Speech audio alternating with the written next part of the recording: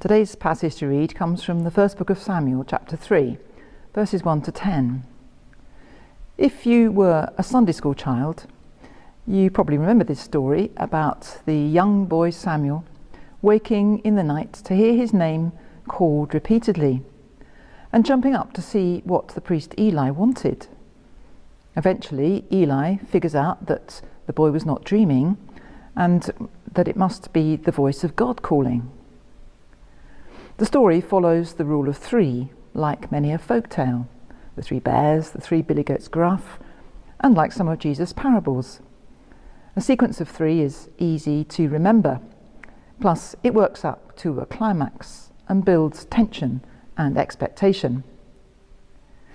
In this story, this narrative, it also functions to illustrate how much better Samuel was at hearing the voice of God than Eli, despite Eli's mature age and his priesthood. In theory, Eli ought to have realised it was God's voice from the very beginning. And Samuel's readiness to respond instantly, over and over again, also shows Eli up. I expect that from the moment Samuel told Eli the message, Eli knew that his day was over, and Samuel would take over from him as the one seen as a man of God, a prophet. But to be fair, it isn't always easy to hear God's voice, to say the very least. Mostly we don't hear it directly. On very rare occasions this does seem to happen. Generally, those who hear become saints. But for most of us ordinary believers, it can be very hard to discern what God is saying to us, or to tell the difference between God's voice and our own thoughts or imagination or hopes. God does speak to us, though, of course, through a number of channels. Scripture and the sacraments are the most important ways.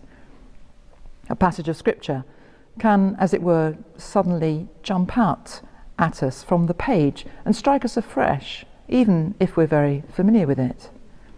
At the Eucharist, we may find ourselves being moved in a particular way or thinking something unusual.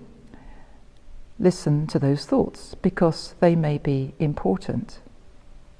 Sometimes other people may express the message of God to us, wise friends or counsellors, or spiritual directors, or anyone older in the faith, or indeed a young child can speak words that go directly to the heart of things. Years ago, I brought the church toddler group to the altar rail to talk to them about what happens in church. And I asked them if anyone knew what happens there at the altar on Sunday mornings. One child of 3 piped up. "Jesus comes here," she said, informatively. I found myself utterly silenced.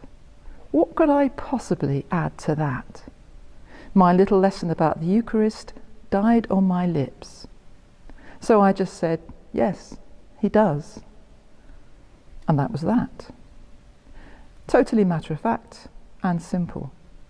Although also totally mysterious and awesome and incomprehensible.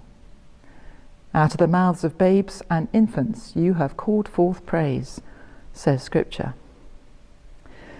So it's not necessarily the wisest or the cleverest or the oldest or the most highly qualified or the most theological who can most easily hear God speaking to them.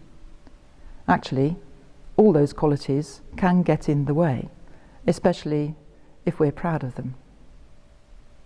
Perhaps it's those who are best at listening, who don't think they already have all the answers, who are not complacent, who are searching and longing and wanting and seeking for God, who are open to the unexpected, who are prepared to respond with trust at once, as Samuel did. Unless you become like a little child, you will never enter the kingdom of heaven, said Jesus.